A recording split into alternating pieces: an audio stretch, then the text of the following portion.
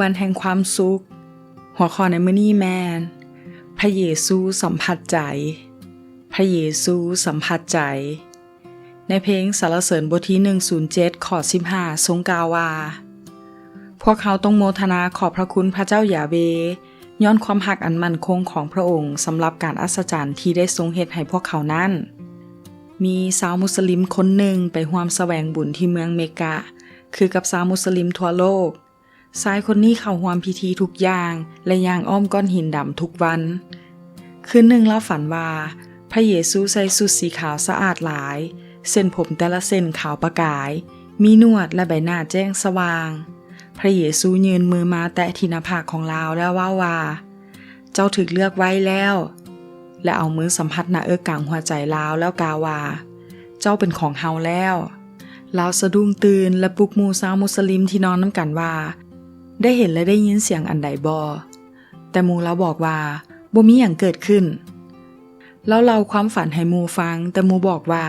พระเยซูจะอยู่เมืองเมกะเฮ็ดหยังเพราะบ่อนนี้เป็นบ่อนของชาวมุสลิมอีกอย่างเจ้าน่าจะเมื่อยหลายเลยฝันไปเช้าวันต่อมาชายที่ฝันได้ยินเสียงบอกว่าลุกขึ้นอาบน้ำแต่งตัวแล้วกลับบ้านเราบ่ฮู้ว่าเสียงนี้มาจากไส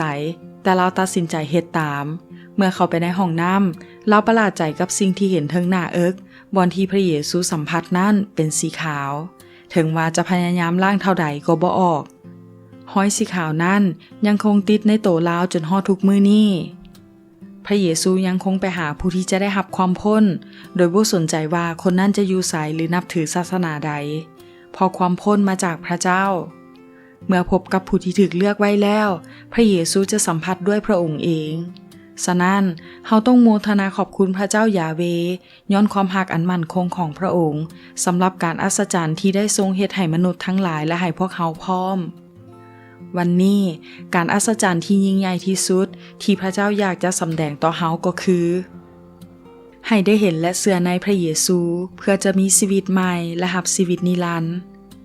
พระเยซูเจ้าเหตุการณ์อัศจรรย์อื่นๆอีกหลายประการต่อหน้าพวกสาวกของพระองค์แต่บ่ได้จดไว้ในหนังสือเล่มนี้การที่ได้จดเหตุการณ์เหล่านี้ไว้เพื่อเจ้าทั้งหลายจะได้เชื่อว่าพระเยซูเจ้าเป็นพระคริสต์พระบุตรของพระเจ้าและโดยทางความเชื่อในพระนามของพระองค์นั้นพวกเจ้าจะมีชีวิตขอให้ได้สัมผัสกับพระเยซูเพื่อท่านจะฮู้ว่าชีวิตนั้นสร้างอัศจรรย์แท้ๆขอพระเจ้าอวยพร